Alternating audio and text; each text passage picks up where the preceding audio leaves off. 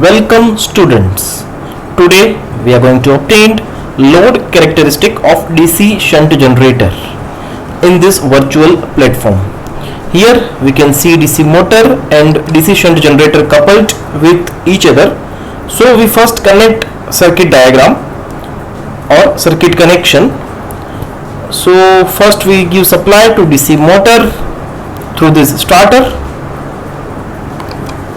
We connect ammeter in series with line, and next we connect field winding and armature winding of DC motor, and we also connect voltmeter across the supply to measure the supply voltage. So in this way we can connect DC motor which is coupled with DC shunt generator. Now we connect DC shunt generator. So I connect ammeter and I short field winding and armature winding of DC shunt generator, and we connect load across the DC shunt generator. So here I completed the connections. So first I check whether connections are proper or not. Yes, connections are correct. Now as I click OK, supply will be start. So here we can see generator is generating power as we connect load. So I start and connect one bulb.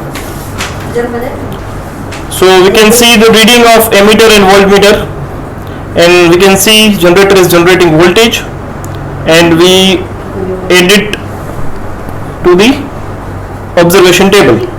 So we first add result to observation table. Next we connect two bulbs, and again we can see the readings of ammeter and voltmeter, and we add to the observation table. So in same fashion we increase the load one by one and note down the readings of ammeter and voltmeter to the observation table.